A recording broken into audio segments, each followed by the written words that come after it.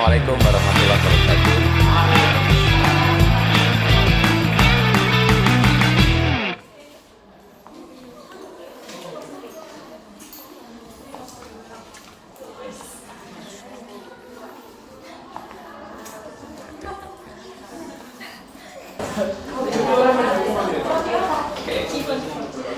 Kita akan diskusi tentang isomorfisme hari ini. Pengertian isomorfisme sudah disinggung di pertemuan sebelumnya sewaktu kita membahas isomorfisme. Jadi kalau di buku itu isomorfisme didahulukan, tapi di struktur dan kita balik. Kalau di buku itu dianggap isomorfisme dulu, kemudian sebagai generalisasi. Ya. Nah, tapi ini kita balik, kita bahas yang umum dulu. Nah, umum yang kita diskusikan isomorfisme sebagai spesial case dari homomorfisme. Jadi homomorfisme itu kan pemetaan, ya kan, yang mengawetkan reserve operation. Reserve operation itu apa artinya kemarin? Kalau kita punya pemetaan dan punya operasi, mana yang didahulukan tidak masalah, ya kan? Dipetakan dulu baru dioperasikan, hasilnya sama saja dengan kalau dioperasikan dulu baru dipetakan. Itu pengertian reserve, ya, reserve operation. Nah, sebagai pemetaan itu kan ada sifat satu-satu dan pada. Jadi kalau homomorfisme kemudian bersifat satu-satu dan pada, itu yang disebut isomorfisme. Ini sudah kita berikan nama ya kemarin ya. Ada monomorfisme, ada epimorfisme, terus ada isomorfisme. Masih kan? Jangan lupa gitu ya, baru sepekan aja udah lupa gitu ya. Nah, sekarang kita akan melihat sifat-sifat khusus dari isomorfisme. Karena isomorfisme itu adalah homomorfisme, berarti kesimpulannya apa? Semua sifat yang berlaku pada homomorfisme pasti berlaku pada isomorfisme, ya toh? Nah, sebagai contoh,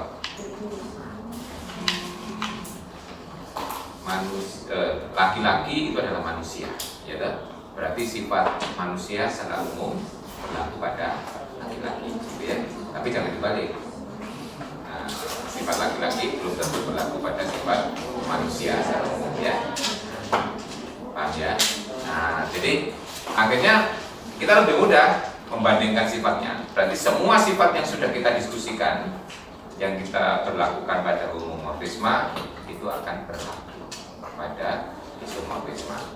Karena isomorfisme itu punya kelebihan, berarti nanti ada sifat-sifat yang lebih baik ya, dibandingkan sifat yang kemarin. Nah, karena apa? Karena ada sifat satu-satu dan pada. Tetapi kalau sifat itu tidak melibatkan sifat satu-satu dan pada, ya otomatis persis pembuktiannya dengan suatu pembuktian homomorfisme, ya. Contohnya misalnya kalau kernelnya isomorfisme, ya subgroup ya, dari domain, image-nya juga subgroup dari domain dan seterusnya. Anda kan sudah punya banyak sifat kan kemarin, termasuk yang ditugaskan ya, sudah dikerjakan kan? Sudah, sekarang kalau bisa nah sekarang Anda bisa membandingkan sifat itu, sifat yang ada di homomorfisme kemarin dengan sifat yang di isomorfisme. Sudah dicoba? Tuh. Nah, coba dilihat sifat-sifat isomorfisme. Isomorfisme itu lebih di depan ya, halamannya kalau di bukunya kalian.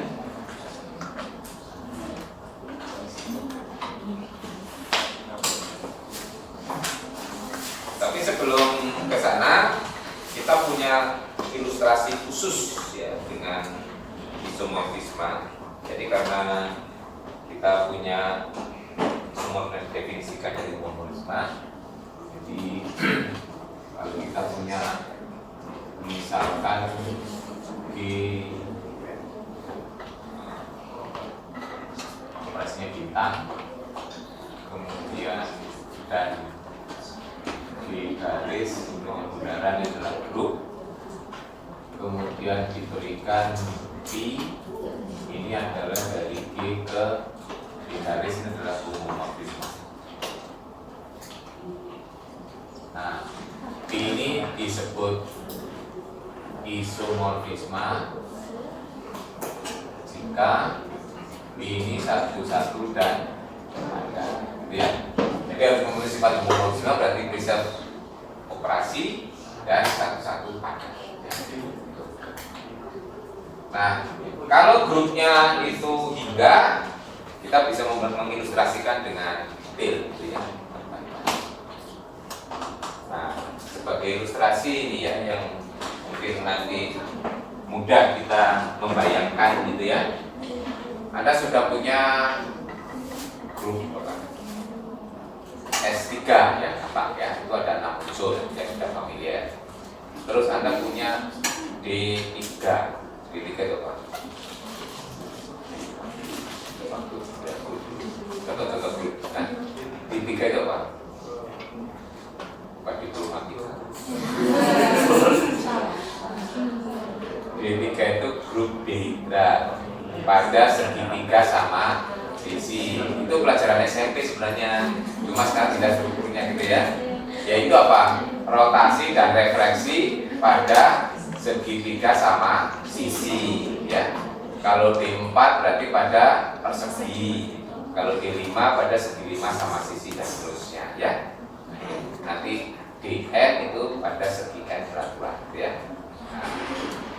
Tuh, lakukan contoh-contohnya lah. Nah, berarti saya review sejenak ya, ini karena sering dipakai model. Kenapa? Karena SN dan DN itu termasuk grup yang tidak komutatif, ya. Jadi sering dipakai model ya, untuk grup yang tidak komutatif. Kalau S3 ya, S3 Anda familiar ya, notasinya kemarin bahkan sudah dipakai dalam bentuk cycle ya, itu identitas 1 2 1 3 2 3 1 2 3 1 3 2 ya, adalah unsur. Nah, kalau kita mau buat isomorfisme dua grup karena harus koresponden satu-satu, yaitu satu dan pada, mesti harus grup itu unsurnya sama. Kalau nggak sama nggak akan bisa tuh. Nah, ini misalnya kita mau membanding dengan D3. Nah, D3 itu apa? Nah, nanti D3 itu apa? Isinya, nah kita ilustrasikan sejenak ya. Kita punya segitiga sama sisi. Ya. Nah, di sini ada 3 rotasi, betul ya? Kalau pusatnya di ini namanya titik apa ini? Titik berat ya. Kalau di dalam geometri titik berat. Nah, terhadap titik ini ada 3 rotasi, betul ya? Rotasi 0 derajat, 120 dan 240. 0 derajat sama dengan 360 ya. Nah, jadi kita punya 3 rotasi ya. 3 rotasi. Sebut saja itu R0, R120 dan R100 D240, yaitu itu ada itu ya. Kalau D4 berarti R-nya ada 4 tuh ya, kemarin ya sudah. Jadi R0, R90, R180, R270 kalau D4 ya. R-nya. Di sini ada R0, R120, R240. Unsur yang lain apa? Nah, ini unsur yang lain adalah refleksi ya. Nah, ini ada 3 sumbu ya. 1 2 3. Betul ya? 3 sumbu simetri. Ya, kalau ini saya beri titik 1, titik 2, titik 3, ini saya sebut L1, ini L2, ini L3. Nah, L1 itu yang melalui ini ya. Nah, berarti nanti komponen yang lain ada di sini L1, L2 dan L3. Nah, ini berarti 6 unsur juga ya. Nah, di sini apa operasinya? Operasi komposisi dari permutasi ya. Kita nggak usah permutasi apa? Istilahnya apa kalau dalam pelajaran SMP dulu? Rotasi dan refleksi itu apa? Loh, ya namanya refleksi itu pencerminan, rotasi itu putaran. Nama keseluruhan apa? Transformasi. Oh iya, pelajaran SMP tadi. Iya, transformasi. Tapi yang kita gunakan di sini cukup yang rotasi dan refleksi ya. Nah, jadi kalau di SMA bahkan transformasi itu dikaitkan dengan matriks ya. Ini komposisi transformasi ya operasinya di sini. Kalau di sini adalah komposisi ya, komposisi permutasi ya toh. Nah, ini kan sebenarnya adalah dua barang yang berbeda kan. Ini adalah grup isinya permutasi, ini grup isinya transformasi. Nanti Anda bisa buat tabelnya ini ya. Kalau tabelnya ini sudah pernah membuat kan ya. Nah, tabelnya ini buat ya. Nah, misalkan kita ya di sini nanti bagaimana cara melihat apakah ini isomorfik atau tidak ya. Jadi kalau kita punya dua grup itu dikatakan isomorfik kalau di situ kita bisa membuat atau ada isomorfisme dari grup yang satu dengan grup yang lainnya. Jadi ada korespondensi satu-satu tapi bersifat homomorfisme gitu ya. Nah, sebagai contoh, di sini saya mau mengkonstruksi pemetaan. Apakah itu nanti suatu isomorfis atau bukan, gitu ya?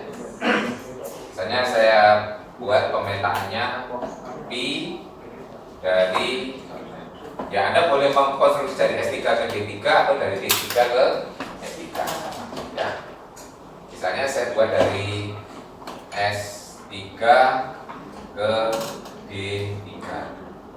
Nah, karena di sini unsurnya hingga kita bisa membuat kaitan one by one. Kalau one by one nanti langsung kelihatan satu-satu dan pada. Tinggal membuktikan dia prism operation ya. Nah, kalau menurut homomorfisme kemarin apa? Identitas harus dipetakan ke identitas. Berarti sini identitas harus ke identitas. Identitasnya apa? R0. Nah, gitu ya. Agar bisa harus ini. Untuk yang lain, nah ini keterampilan kita membuat gitu ya. Nanti itu. Karena nggak semua pemetaan bisa bersifat homomorfisme ya. Nah, Anda percaya kepada baik ini nanti. Tapi sudah kita buktikan gitu ya. Nah, yang ini 1, 2 kita petakan kemana? 1, 2 saya petakan ke L3. Terus 1, 3 dipetakan ke L1 ke L2. Kemudian 2, 3 ke L1. Kemudian 1, 2, 3 ke R120. Kemudian 1, 3, 2 saya petakan ke R240. Nah, ini memang kita konstruksi kalau kita mau membuktikan dia isomorfik atau tidak ya. Nah, dari konstruksi ini langsung terlihat apa? Sifat satu-satu dan padan. Berarti tidak perlu kita buktikan satu-satu dan padan. Satu-satu dan padan langsung terlihat dari konstruksi ya. Ini kan langsung berpoler sebagai satu-satu. Tidak ada yang berulang, ya toh? Berarti sudah satu-satu sekaligus padan. Berarti untuk membuktikan P ini suatu isomorfisme, berarti cukup dibuktikan dia prism operation. Nah, kalau kita punya yang hingga ini, kita bisa menggunakan tabel untuk membuktikan yaitu prism operation atau tidak. Nah, yang mau kita buktikan kan ini P misalnya alfa beta itu harus sama dengan P alfa P beta untuk semua alfa beta di S gitu ya. Nah, berarti kita nanti harus membuat tabel yang ini dan tabel yang ini, terus kita bandingkan sinkron apa tidak gitu ya. Nah, itu kalau hingga bisa kita buat seperti itu. Bagaimana? Ya ini berarti kita membuat tabel hasil operasinya dulu di S3, setelah itu kita petakan, gitu. Nah, berarti tabel yang ini caranya adalah ini.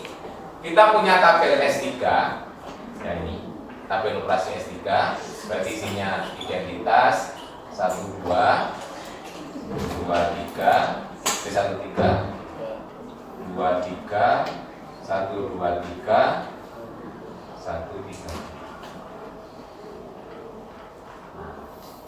Ini ya tabel ini Anda sudah pernah membuat harusnya ya. 1 2 1 3 2 3 1 2 3 1 3 2. Nah, ini adalah tabel yang ini, yang di dalam ini ya. Jadi saya beri bulatan merah. Nah ini, itu nanti berarti tabel ini ya. Berarti ini adalah tabel untuk alfa beta ya. Berarti ini alfanya, ini beta. Jadi Anda bisa mengisi ini ya, tabel alfa beta. Ya, yang paling gampang kolom pertama dan baris pertama ya. Ya, tapi kalau Anda sudah pernah duplikasi lagi aja, di copy paste gitu ya. Nah, ini identitas 1 2 1 3 2 3 1 2 3 1 3 2. Saya isi yang kolom pertama 1 2 1 3 2 3 1 2 3 1 3 2. Tapi nanti akan kita sampling ya. Nanti diisi semua. Nah, ini berarti tabel yang di sini. Kemudian berarti tabel ini nanti bisa dibuat petanya, ya toh? Berarti kita bisa membuat nanti dibuat ini dengan pi. Berarti kita nanti punya tabel. Nah, di sini berarti tabel untuk pi alfa beta. Caranya apa? Hasil yang di dalam kita petakan ya. Jadi ya, misalkan saya ambil contohnya di sini. Misalnya 23 dikomposisikan dengan 1 2 3 ya. 2 3 tadi kan 8. 1 2 3 ya. Ini berarti hasilnya apa? 1 1 3 ya. 1 ke 3 toh. Karena ini 1 ke 2, 2 ke 3 berarti 1 ke 3, 3 ke 1, 1 ke 1 berarti 1 3 toh. Ya. Nah, berarti 1 2 3 1 2 3 1 2 3 2 3 1 2 3 di sini ya. Berarti ini hasilnya 1 3. Berarti ini baris keempat ya. Ini saya tulis ulang nggak apa-apa. Ini adalah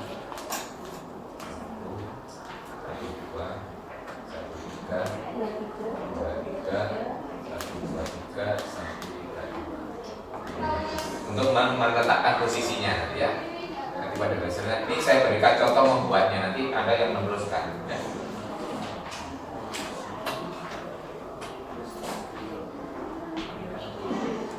Nah, berarti di baris keempat kolom ke-5 ini ya. Nah, ini di sini isinya adalah peta dari 1 3 ya. Berarti peta dari 1 3. Berarti kita cari pi 1 3. Berarti nanti di sini yang di sini isinya adalah pi dari 1 3. Itu dicari isinya ya, apa? Ya. Nah, pi 1 3 apa? L 2. Betul ya? Ya. Nah, ini berarti ini nanti harus diisi semua, betul ya? Di sini masing-masing yang sudah dicari hasil operasinya ini dicari petanya, tinggal lihat ini definisi ya. Nah, misalnya yang di sini. Nah, di sini berarti identitas hasilnya di dalam adalah apa? R0. Betul ya? Nah, gitu ya. Isi. Nah, karena di sini peta dari identitas. Peta dari 1 2 di sini berarti L 3. Betul ya? Paham? Ini referensinya. Jadi yang di dalam tinggal dipetakan ya. Nah, terus nanti bagaimana membuat yang ini? Nah, berarti nanti membuat pi alfa dan pi beta baru dioperasikan, betul ya? Nah, berarti isinya nanti yang tabel berikutnya begini.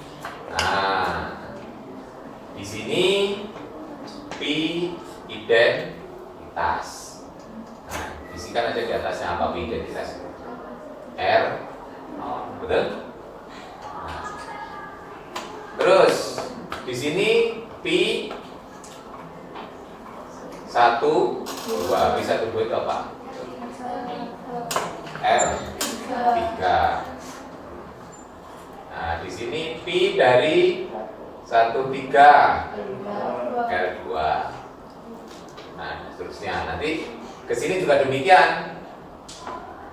Pi 1 itu adalah R0. Pi 12 di sini R3. Di sini. Nah, saya mau melihat untuk yang ini aja ya, nanti teruskan ke apa nih? Pi 23. Pi 23 berarti L1 Pi 123 R120 Pi 132 R24 ya. Ini nanti sampai ketemu semuanya.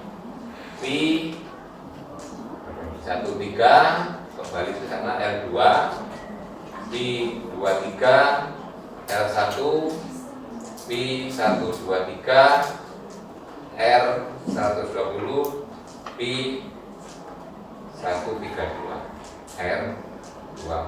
Nah, sekarang berarti yang kita petakan di sini adalah hasilnya saja, ya toh? Berarti misalnya yang kita mau mencocokkan di sini. Di sini berarti kita mau mengisi yang di sini tadi ini yang betul yang sini ya. Ini ke yang baris ke yang sini. Berarti kita mau mengisi yang di sini kan? Nah, itu ya. Di sini berarti hasilnya adalah Pi ini dioperasikan dengan Pi ini ya.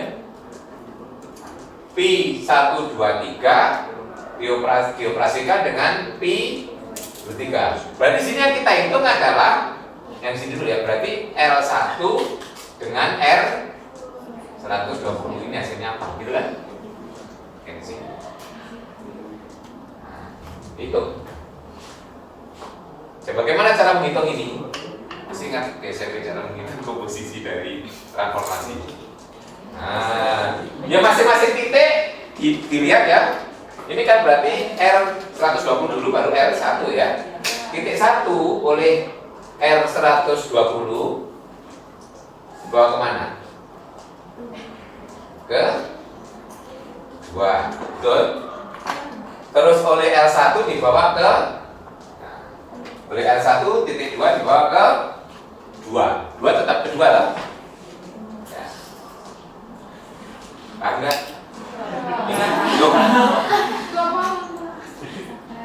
Tuh. Titik 1 oleh rotasi 120 dibawa kemana? 2. 1 dibawa ke 2. Terus oleh L1 2 dibawa ke 2 ke L1 toh.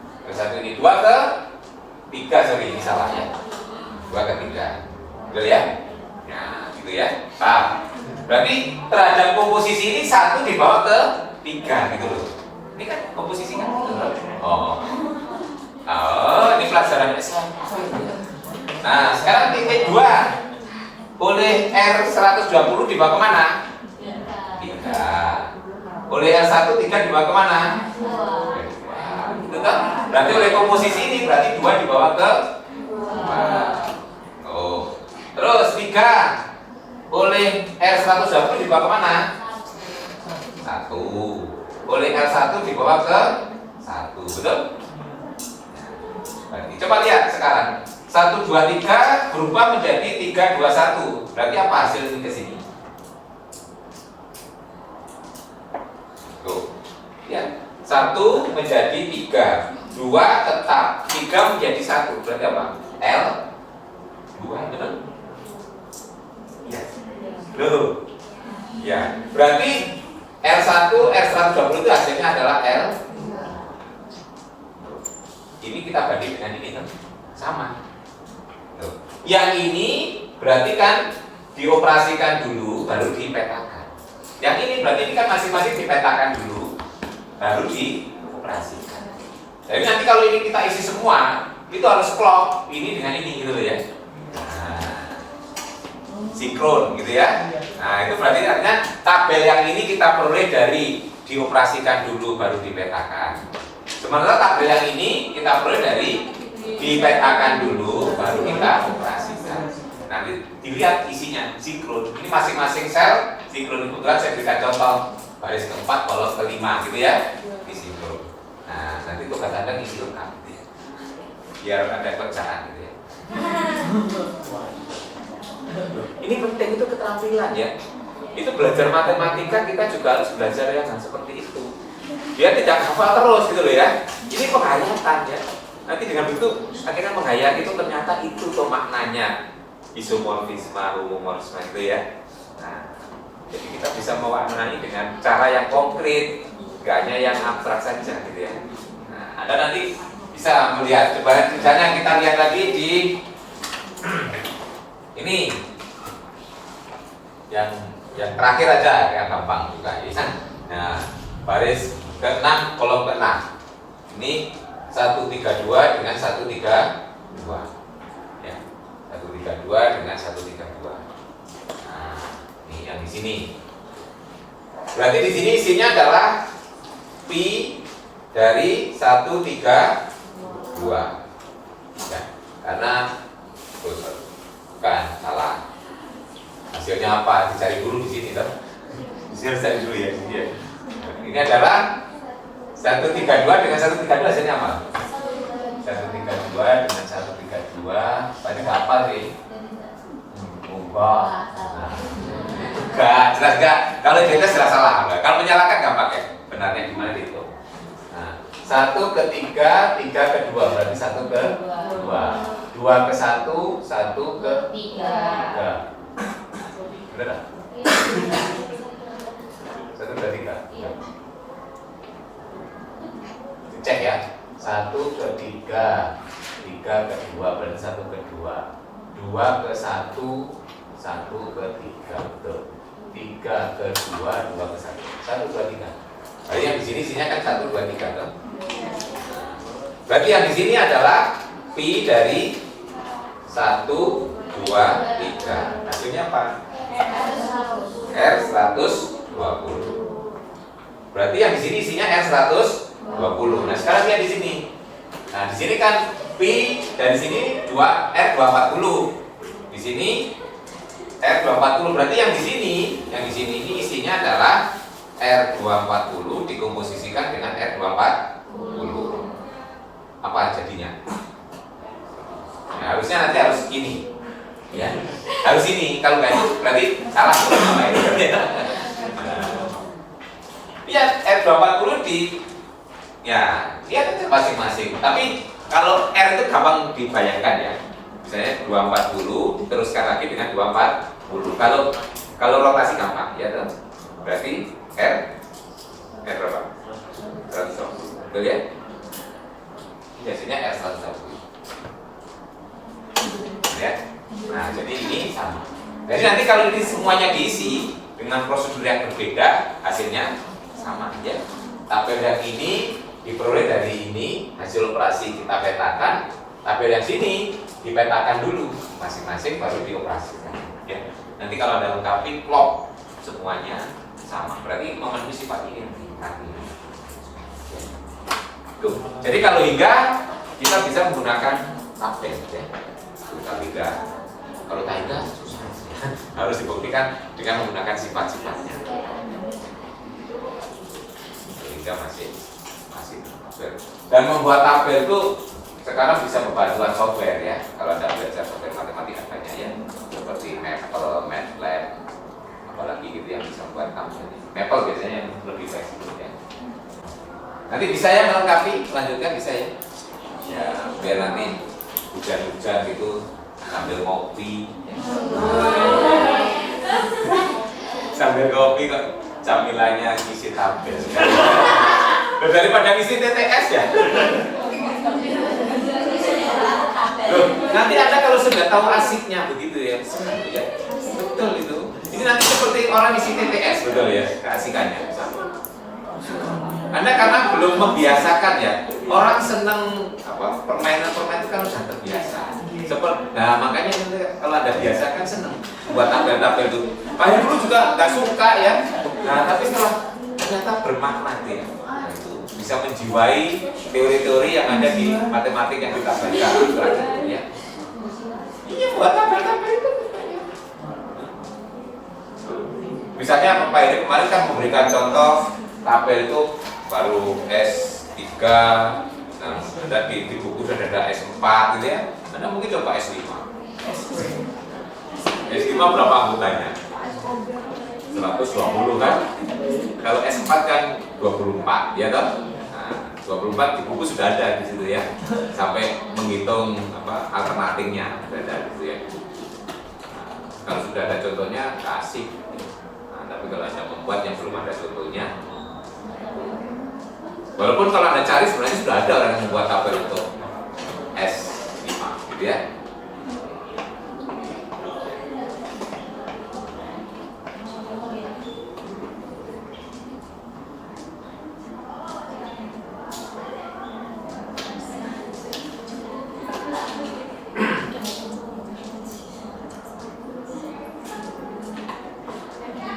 Siapa yang kesulitan mengisi tabel ini?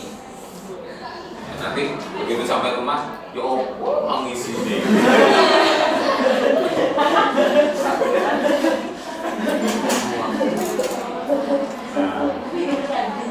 Ini nanti yang ininya nggak usah ditulis, nggak apa-apa gitu ya. Ini sebagai bantuan ya. Nanti tapi ditulis juga boleh. Dan tulis Anda membuat selnya kan lebih besar ya. Nggak apa-apa kalau Anda membuat bantuan tabelnya pakai di print itu satu halaman cukup memang ya. Enggak, kalau memang ditulis itu membantu memang ya. Ini artinya apa? Ditulis ini sama dengan ini gitu ya boleh. Seperti di sini, ini kalau ini saya sarankan ditulis memang ini saya. Di sini tulis ini juga boleh. Cuma tabelnya memang jadi lebih lebar. Enggak apa-apa dibuat ini satu halaman berarti ada 3 halaman tabel gitu ya. Ya. Nanti dibandingkan. Silakan kalau ada pertanyaan tentang tabel ini contoh ya, ini betul-betul konkret ya, contoh konkret bagaimana. Nah, kalau sudah terbukti berarti sifat ini terpenuhi. Nah, berarti P ini adalah suatu isomorfisme. Kalau kita bisa mengkonstruksi suatu isomorfisme dari suatu grup ke grup lain, dua grup itu kita katakan isomorfik. Ya, isomorfik. Nanti dua grup yang isomorfik itu istimewa. Ya. Contohnya di sini banyaknya unsur pasti sama. Nanti sifat-sifat lain bisa diturunkan. Apa misalnya order. Nah, order dari masing-masing unsur yang berkorespondensi pasti sama. Ya. Misalkan di sini. Ya. Order dari ini dari identitas dan order ini sama. Nanti order ini dengan ini sama. Order ini dan ini sama. Order ini dengan order ini sama ya. Nah, order unsur dan order petanya sama. Apa bedanya dengan sifat di homomorfisme kemarin? Nah ini salah satu sifat di homomorfisme kemarin. Order peta membagi order unsur, betul? Masih ingat? Order PA membagi order A. Kalau di sini persis sama, ya. Nanti lihat sifat-sifat isomorfis itu contohnya ya. Order ini, makanya di sini isomorfisme itu sifatnya lebih baik, lebih tinggi ya, lebih sempurna dibandingkan dengan sifat homomorfisme. Makanya sifat-sifat yang diturunkan nanti mesti lebih baik. Contohnya tadi sifat order. Kemarin kalau di homomorfisme kita hanya punya kesimpulan order peta membagi order unsur, betul ya? Artinya order PA membagi order A. Di isomorfisme nanti itu tidak hanya sekedar membagi, tapi sama. Mengapa kok? Nah, karena ada sifat satu-satunya di sini, gitu ya. Berarti nanti apa? Bisa dibuktikan saling membagi. Kalau saling membagi, menurut teori bilangan coba. Kalau A membagi B dan B membagi A, kesimpulannya apa? A sama dengan B kalau sama-sama positif, ya. Kesimpulan yang general adalah A itu sama dengan plus minus B, betul ya? Atau harga mutlak A sama dengan harga mutlak B, gitu ya. Kalau A membagi B, B membagi A, maka atau jangan jika dan jika ya dah, harga mutlak A sama dengan harga mutlak B, atau A sama dengan plus minus B, itu A saling membagi. Nah, jadi di sini nanti sifat itu bisa dibuktikan saling membagi. Nah, itu sebagai akibat apa? Nah, akibat dari adanya inverse. Kalau kita berbicara homomorfisme saja, di situ kan tidak harus satu-satu dan pada. Menurut teori pemetaan tidak harus ada inverse. Kalau isomorfisme berarti pemetaannya akan satu-satu pada. Menurut teori pemetaan satu-satu pada berarti akibatnya punya inverse. Betul ya? Masih ingat? Ini pelajaran SMA ya. Nah, mungkin pada dasar matematika juga sempat diulang ya. Pemetaan. Jadi karena kalau P itu suatu isomorfisme berarti bersifat satu-satu dan pada, berarti P punya inverse menurut teori pemetaan. Cuma masalahnya apakah inverse itu juga merupakan homomorfisme, gitu kan ya? Nah, apakah inverse itu juga preserve? Kalau bisa dibuktikan iya, berarti inverse dari isomorfisme juga merupakan suatu isomorfisme, gitu ya. Jadi kita bisa melihat dari definisi itu kalau P dari G ke G garis ini adalah isomorfisme, maka akibatnya di sini apa? Akibatnya kan P itu adalah satu-satu dan pada. Berarti apa? Nah, akibatnya lagi ada P inverse, betul? Dari G garis ke G, betul? Tapi ini baru sebagai pemetaan. Alasannya kan hanya menggunakan sifat satu-satu dan pada. Nah, berarti berikutnya klaim bahwa P inverse adalah suatu isomorfisme. Berarti homomorfisme. Kalau homomorfisme berarti dia adalah isomorfisme. Karena di teori pemetaan inverse dari ini adalah tetap satu-satu dan pada ya. Karena P-nya satu-satu pada, inverse-nya juga satu-satu pada. Berarti cukup kita membuktikan dia homomorfisme. Kalau kita bisa membuktikan P inverse itu homomorfisme, berarti memang P inverse juga suatu isomorfisme. Nanti eksistensi P inverse sebagai isomorfisme nanti bisa membuktikan sekian banyak sifat, ya. Saya itu akan membantu. Nah, berarti tugas kita sekarang membuktikan bahwa P inverse adalah preserve. Ya, preserve ya. Jadi ini yang akan ditunjukkan karena P inverse itu dari G garis ke inverse, jadi dari G garis ke G. Nah, yang akan ditunjukkan apa? P inverse X Y harus sama dengan P inverse X P inverse Y untuk semua X dan Y anggota G. Ya. Kalau kita bisa menunjukkan ini, berarti P inverse juga merupakan suatu isomorfisme. Nah, masih ingat hubungan antara P inverse dengan P? Nah, ini ya, ini ya. Kalau P inverse X itu sama dengan A, gitu ya. Jadi peta X terhadap inverse sama dengan A, ini artinya apa? Jika dan jika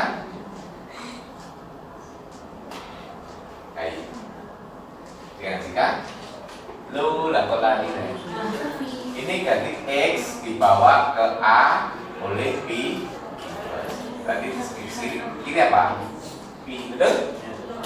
Berarti apa kalau kita baca ke kanan P inverse X sama dengan A, kalau kita baca ke kiri P A sama dengan X, betul? Nah ini kan jika P A sama dengan X, betul?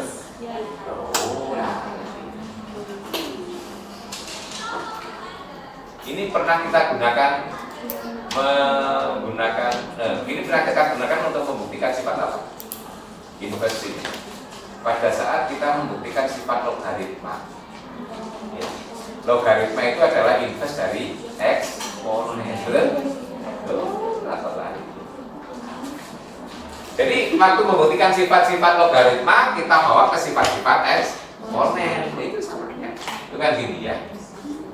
Waktu itu A log B sama dengan C itu ekuivalen dengan mengatakan A pangkat C sama dengan B. Dipilih gitu loh. Jadi kalau kita punya fungsi log, gitu ya. Nah, kalau fx itu sama dengan A log x gitu ya. Nah, itu kan. Berarti kan kalau kita punya y sama dengan A log x, berarti x sama dengan gitu kan? Ini kan gitu ya. Jadi kalau kita punya A log x sama dengan y gitu ya. Lalu artinya sama dengan itu. Ya. Berarti nanti kita bawa ke fungsi ya. Itu berarti kan artinya x sama dengan A pangkat y. Berarti kan apa? Di sini kita punya fy-nya, f inverse y-nya. Nah, boleh adalah A pangkat y, ya. Jadi fungsi ini dan fungsi ini saling inverse, ya. Kalau dikomposisikan jadi identitas. Itu arti ini penting pengertian. Ini banyak dipakai ya paradigma ini dalam matematika.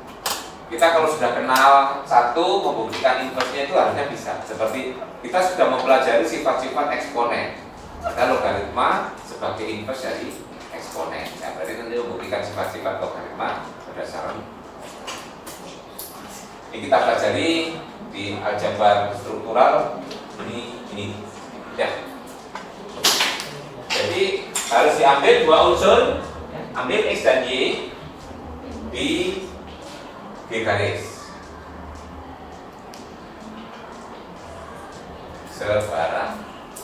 Nah, misalkan karena P inverse itu dari G garis ke G, berarti kita bisa misalkan petanya, misalkan P inverse X itu sama dengan A dan P inverse Y sama dengan B. Ini selalu ada loh.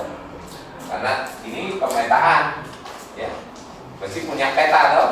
Nah, kita bisa misalkan petanya X sama dengan A, petanya Y sama dengan B. Nah, berarti dari sini diperoleh apa?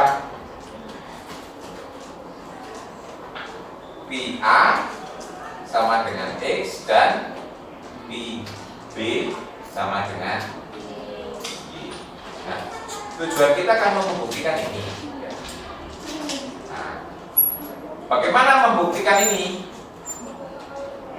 Ya. Lihat saja. Ini apa? P inverse X tadi A, P inverse Y B. Berarti itu aja A kali B, betul ya? A kali B, A kali B, terus dipetakan, betul ya? A kali B dipetakan. Kenapa? Karena yang sudah kita punyai adalah P sebagai homomorfisme yang mau kita buatin terus. Nah, dari sini berarti kan kita punya apa? P A B.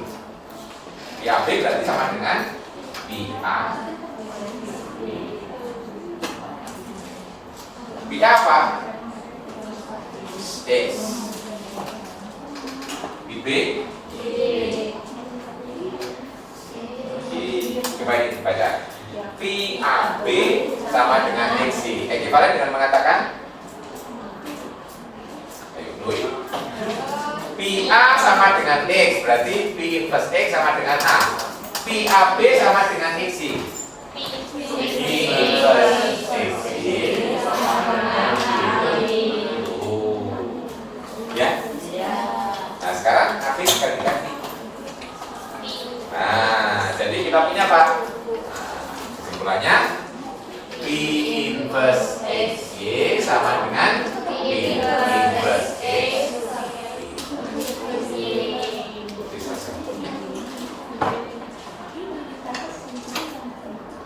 Nah, jadi loh, ini lihat membuktikan sifat P inverse dengan membuktikan dengan menggunakan P gitu loh ya.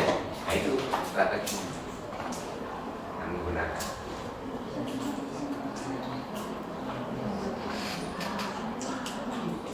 Nah, jadi kalau kita punya P isomorfisma, P inverse juga isomorfisme. Itu mengakibatkan tadi sifat ordernya itu jadi sama ya. Nah, ya. Kalau kita baca dari A ke PA, berarti order PA membagi order A. Kalau kita balik dari PA ke A itu kan berarti P inverse dari PA kan A ya toh. Nah, berarti order dari A membagi order PA. Jadi saling membagi karena order itu bilangan positif, berarti order PA sama A ya. Nah, itu membuktikan akhirnya jadi gampang dengan menggunakan inverse. Jadi kalau kita lihat dari A ke PA, nah ini homomorfisme menurut sifat kemarin ya yang ada di homomorfisme. Dari sini kita punya order PA membagi order A ya. Sekarang kita balik sebaliknya. Dari PA kan dipetakan ke P inverse PA. Berarti kalau kita baca dari ini apa? Terhadap P inverse berarti apa? Hasilnya ini berarti kan sama dengan A ya. Ini kan A ya. Nah, berarti P dari PA ya, P inverse. Saya hapus.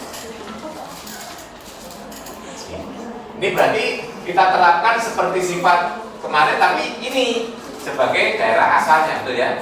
Nah, berarti ini, nah, ya.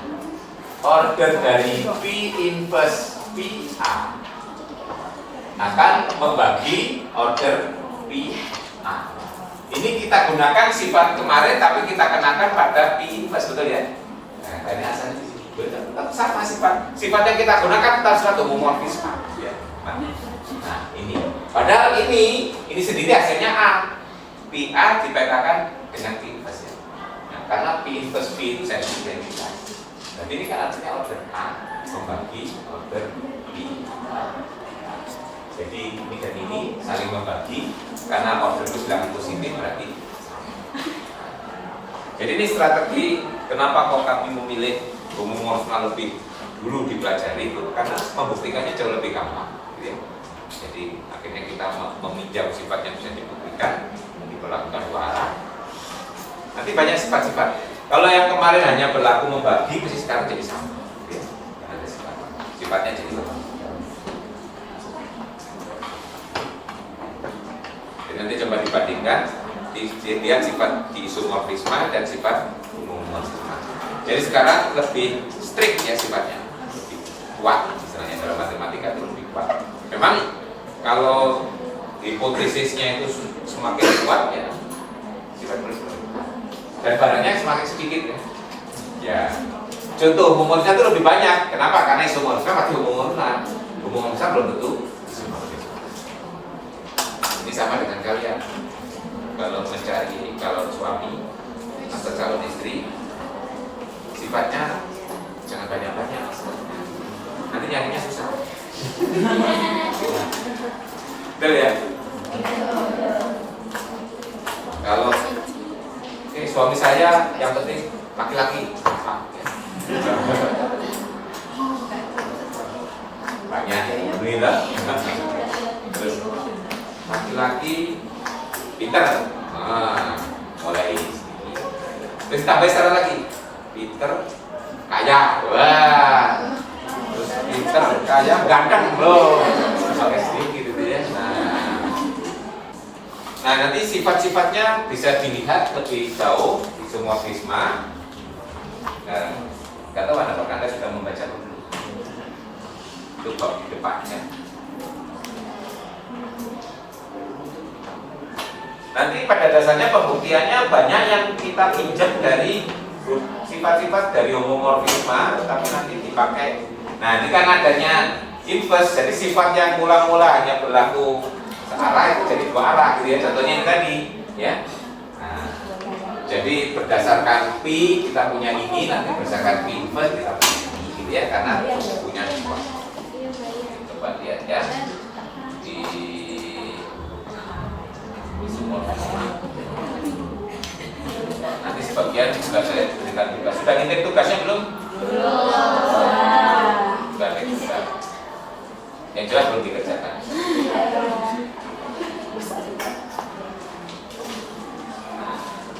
Sifat-sifat isomorfisme itu di halaman 31 ya. Jadi akhirnya di sini direkol kembali sifat yang ada di ya. Sekarang kita coba belajar umum dulu ya. Oke, saya coba saja. Kalau yang malas buka, ya lihat aja.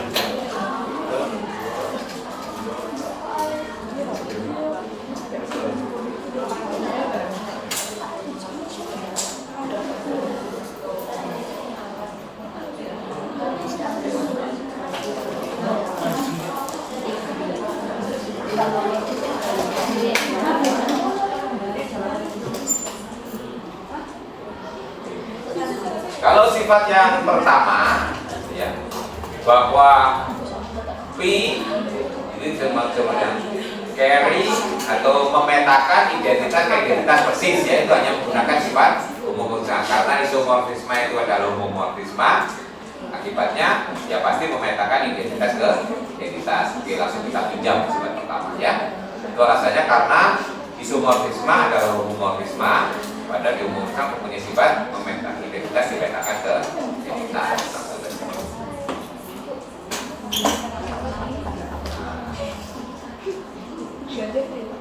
Kalau ini juga sifat nomor 2 langsung kita pinjam lagi. Kemarin sudah tahu.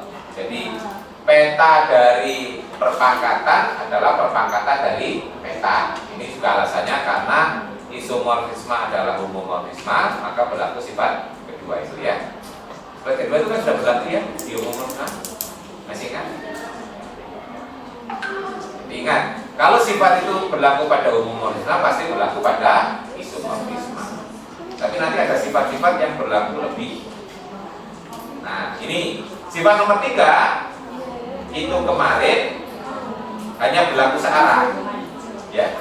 Kalau AB itu komut di domain, maka di petanya juga komut. Ya. Kalau sekarang komutnya bolak-balik. Ya. Kalau di sini komut, di domain juga komut. Karena kenapa? Karena pada pasti semua unsur di domain pasti punya peta. Sifat nomor 3 itu kalau dilihat kemarin, ya, yang kanan itu adalah sifat homomorfisme yang kemarin sudah kita lihat. Yaitu kalau kita hanya melihat membandingkan ya. Jadi kalau kita memandangnya sebagai homomorfisme, isomorfisme sebagai homomorfisme, langsung kita pakai sifat itu ya. Contohnya tadi sifat pertama itu di homomorfisme sudah berlaku, berarti di isomorfisme juga berlaku. Sifat kedua itu di homomorfisme sudah ada, berarti di isomorfisme juga berlaku persis. Nah, sifat ketiga di homomorfisme kemarin kan membagi, di isomorfisme jadi sama dengan. Nah, itu sifat nomor 5 ya toh. Kemarin sifat nomor 3 di homomorfisme itu kesimpulannya kan peta membagi, kan itu tadi yang sudah kita buktikan ya. Nah, order dari peta membagi order B-nya itu ya. Nah, jadi nanti kesimpulannya jadi sama dengan kalau di isomorfisme karena kita saling ya kan. Jadi lebih kuat. Jadi ada sifat-sifat yang tetap, ada sifat yang menjadi lebih kuat gitu ya. Kalau sama kan pasti membagi ya. Kalau membagi belum tentu sama. Ya. Contohnya ini sifat nomor 3 yang kemarin hanya membagi, sekarang di isomorfisme jadi sama. Kalau kernel sebagai subgroup tentu tetap sama. Tapi ada istimewanya. Nanti ini bisa dibuktikan. Homomorfisme menjadi isomorfisme itu kan satu-satu dan pada. Nah, nanti bisa dibuktikan kalau homomorfisme itu bersifat satu-satu, jika dan hanya jika kernelnya isinya hanya identitas saja. Nah, jadi untuk membuktikan suatu homomorfisme itu bersifat satu-satu, bisa kita buktikan dengan menunjukkan kernelnya hanya identitas saja. Itu ada sifat. Jadi kalau kemarin hanya dikatakan bahwa kernel itu subgroup. Nah, tetapi kalau isomorfisme lebih kuat, isinya cuma identitas. Kalau identitas kan subgroup ya. Nah, kalau subgroup belum tentu identitas ya. Nah, itu. Jadi sifat yang penting di sini nanti bisa ditunjukkan lebih kuat, sifatnya lebih kuat dibandingkan dengan yang ada di homomorfisme. Kalau di homomorfisme hanya mengatakan bahwa kernel itu subgroup, kalau di isomorfisme kernelnya sama dengan identitas. Itu sifat yang bisa dibuktikan.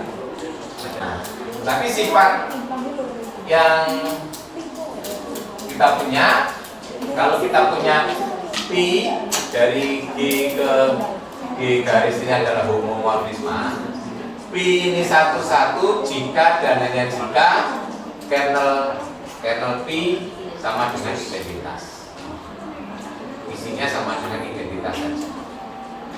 Itu ya, ini bisa dibuktikan.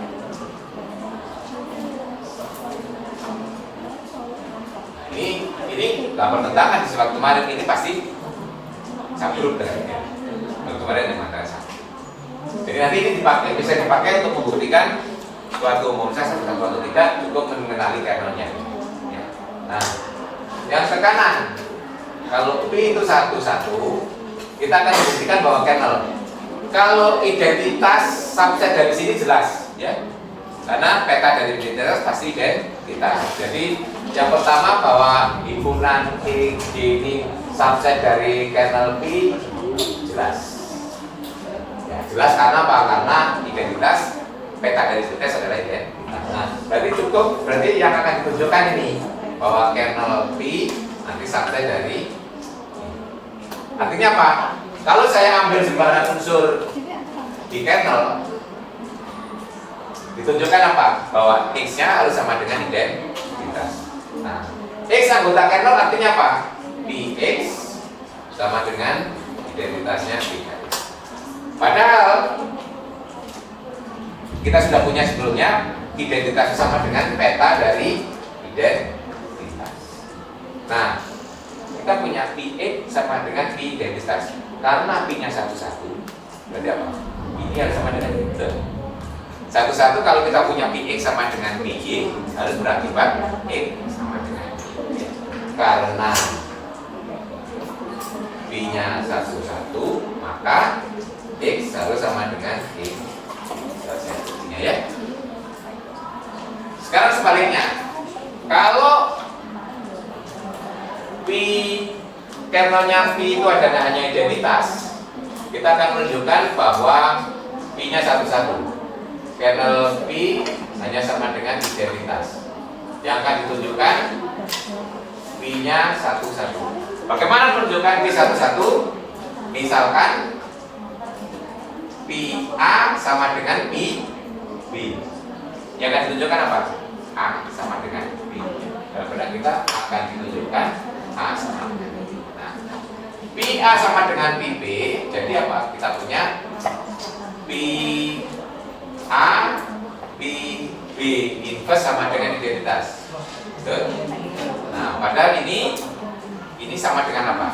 Ini sama dengan P. Ini kan sama dengan P B inverse ya di dalam, jadi sama dengan P A B inverse. Nah, jadi kesimpulan kita apa? A B inverse masuk di kernel P, karena P A B inverse sama dengan.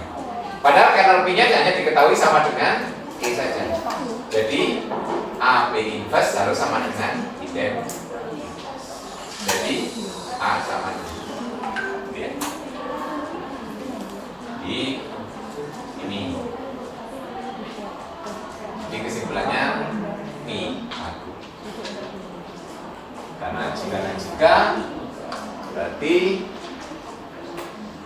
ini nanti berlaku dua arah. Jadi nanti kalau kita mau menentukan satu-satu boleh pakai kernel dengan melihat kernelnya bisa disimpulkan satu-satu. Demikian juga kalau mau cari kernel, kita kenal bahwa fungsinya itu satu-satu. Berarti kernelnya ini. Jadi sifatnya lebih kuat kalau kita punya isomorfisme.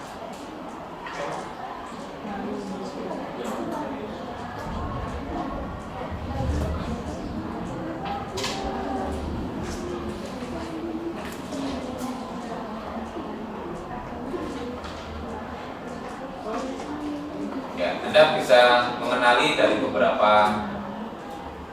isomorfisme yang diberikan atau homomorfisme. Kalau kemarin kita punya, misalkan ada mutlak, itu nggak satu-satu karena kernelnya isinya dua, ya. Satu dan min satu ya kemarin ya sudah. Ya. Yang dari R bintang kemarin ya. Ya sebagai contoh. Itu karena kernelnya adalah satu dan min satu dua unsur, berarti tidak satu-satu. Contoh lain kemarin yang dari apa? Berapa? Yaitu kalau kita sudah bisa mengidentifikasi kernel, langsung bisa disimpulkan dia satu-satu atau tidak.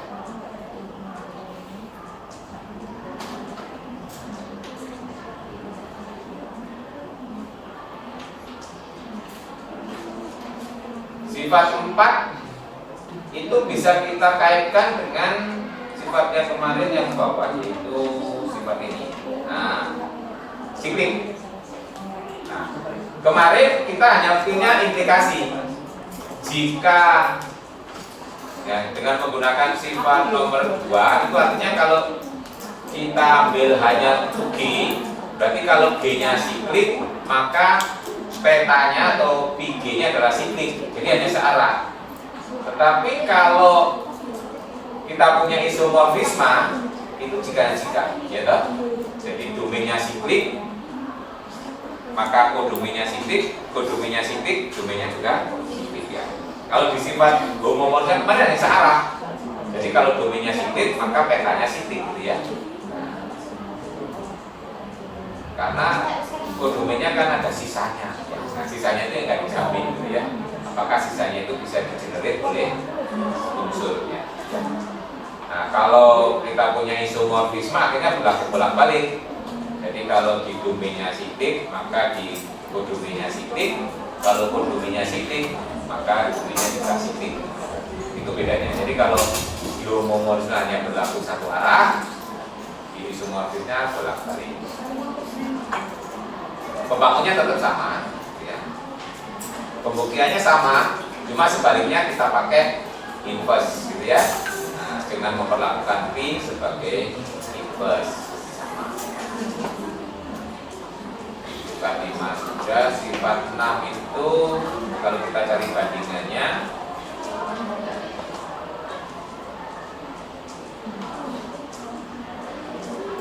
oh ini kalau sifat ini nggak ada, ini hanya solusi ya.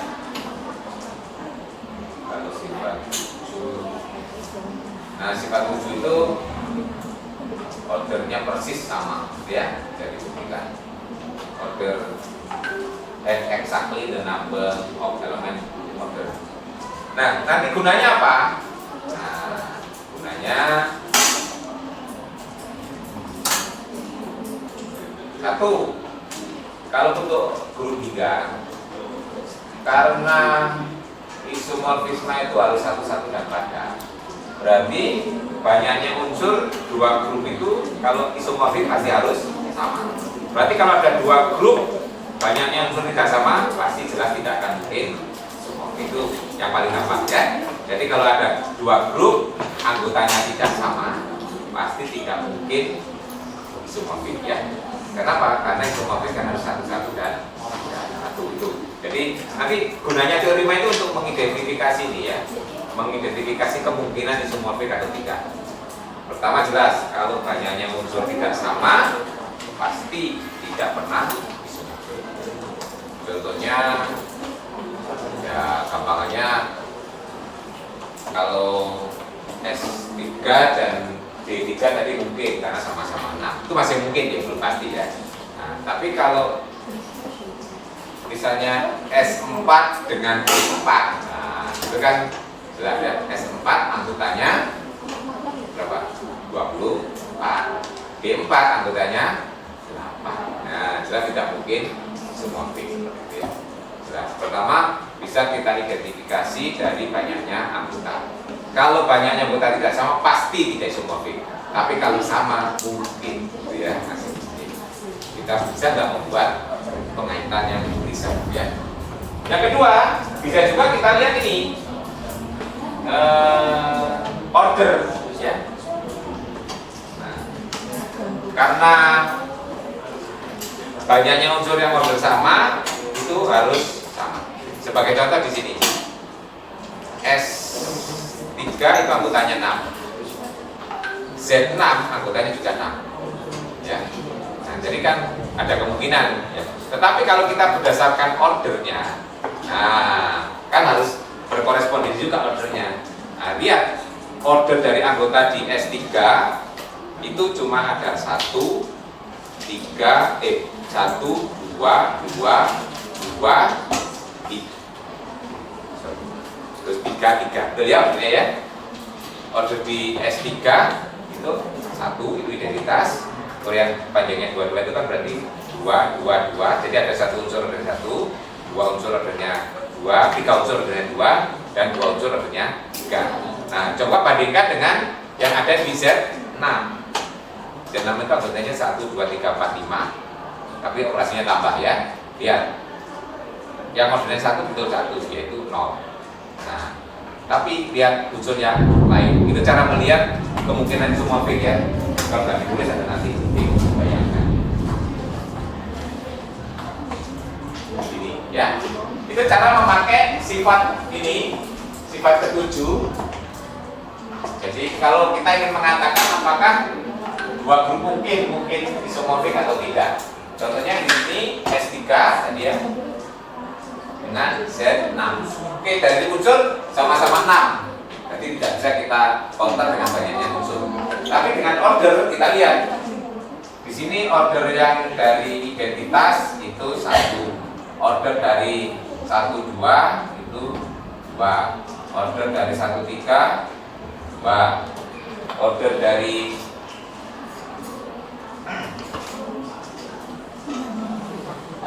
order dari 2, 3 2. Order dari 1, 2, 3 3. Order dari 1, 3, 2 3. Sekarang di Z6 ya, order dari 0 itu 1. Order dari 1 berapa? 6. Betul? Operasinya tambah toh? Iya.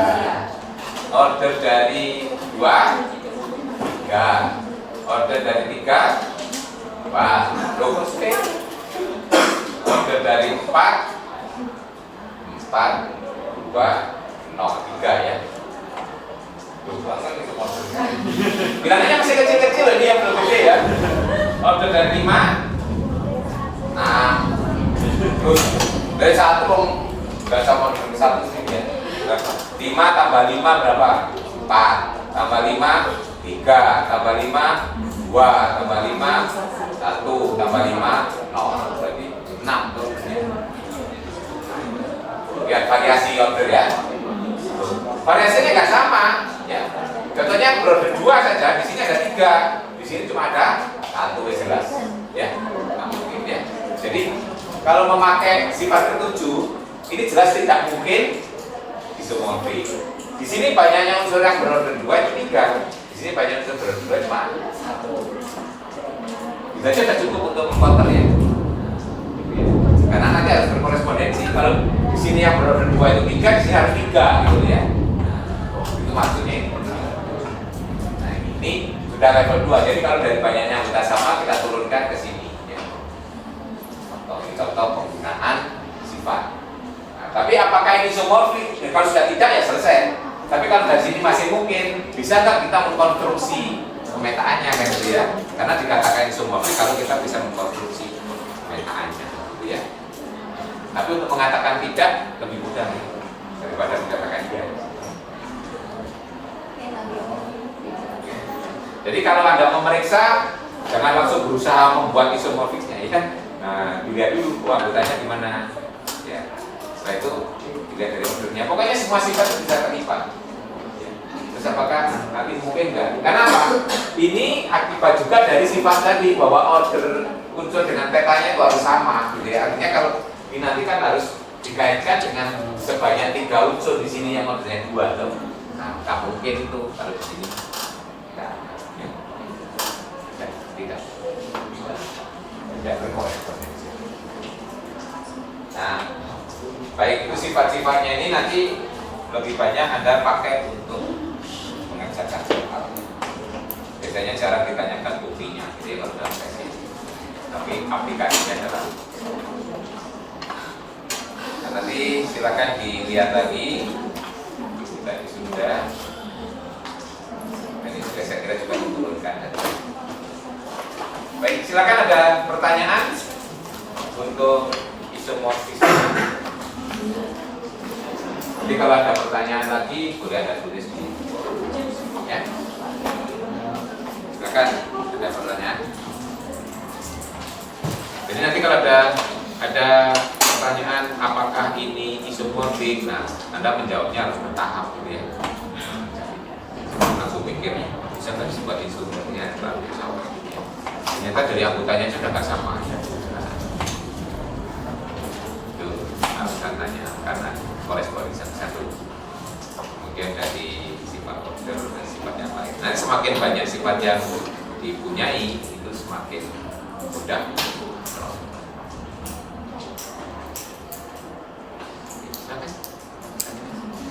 Bingung ya?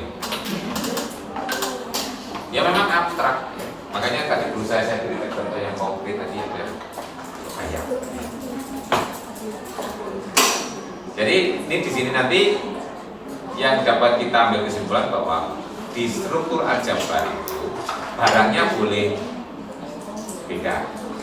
Nah, tapi kalau isomorfik itu nanti seolah punya struktur yang sama. Jadi makanya orang aljabar nanti seolah antara S3 dan D3 itu dianggap hal yang sama. Karena mengoperasikan di S3 dengan D3 itu sama saja. Kalau ini dianalogikan dengan ya. Jadi kalau sudah bisa mengoperasikan di S3, kalau kita sudah punya pengaitannya, ya ini operasi ini hasilnya ini mesti gitu ya. Sebagai pengaitannya. Itu yang memudahkan. Jadi makanya nanti permasalahan selanjutnya di aljabar itu yang muncul kalau grup-grup hingga itu adalah mengidentifikasi berapa banyak grup yang tidak isomorfik ya. Misalnya berorder 2, berorder 3 kan gak ada yang ngambil tugas itu ya. Nah, misalnya kita punya grup order 5, berapa banyak sih yang grup order 5 itu yang tidak isomorfik gitu ya. Nah, nanti itu coba nanti dicobakan ketemu ya. Nah, itu. Jadi yang membedakan, jadi kalau di struktur aljabar kalau isomorfik itu dianggap sama. Jadi makanya orang akan concern berapa banyak yang tidak isomorfik macam. Kalau di order 5 itu hanya satu macam. Semuanya isomorfik dengan Z5. Kenapa? Itu akibat dari teori Malagrange kemarin. Kalau ordernya prima pasti siklik.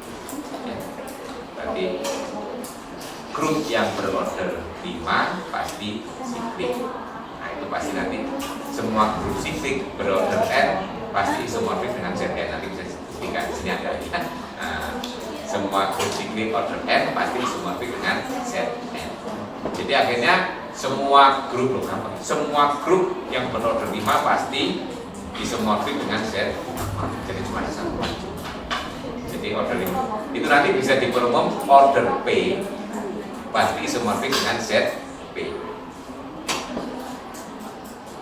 Revolusioner. Orang aja betul gitu. Ingin mencari variasinya, nggak ada macam-macam, cuma satu macam ya. Grup yang berorder P itu hanya satu macam. Ya tipenya seperti Z P, tidak ada ya. Coba cari tipe yang selain Z P nggak akan muncul. Apapun grupnya pasti nanti perilakunya seperti ZP, itu akan dibangun oleh satu. Nggak percaya coba cari. Kalau Anda bisa mencarikan grup ordernya prima, tidak isomorf dengan CP, Anda dapat hadiah Nobel. Menentang arus kan ya, karena sudah dibuktikan nggak ada lagi selain yang seperti dengan CP. Tidak mungkin kalau matematik ya. Kalau sudah dibuktikan teorinya benar, teorimanya benar, itu tidak mungkin berpikir buat itulah kekuatan orang matematik. Berarti menjamin tidak perlu percobaan. Nah, itu kekuatan berpikir deduktif itu sih. Kalau induktif mungkin ada yang terlewat kalau mengambil kesimpulan. Kalau deduktif nggak ada yang terlewat, semua juga masing-masing punya kelebihan. Ya, kita nggak cukup dengan matematika saja itu gitu ya. Tapi tanpa matematika, hidup tidak bisa sempurna, bukan ya? Bisa Anda membayangkan hidup tanpa matematika? Saya ini belum bisa mengatakan bisa hidup tanpa matematika ya. Ini matematik jadi pelajaran wajib kan? Kan ada yang berani menghapus pelajaran matematika di sekolah sini. Walaupun ada komplain matematika sulit ya, anaknya nggak bisa belajar matematika, pohon di kurikulum mendatang matematika dihapus, nggak akan pernah diikuti ya.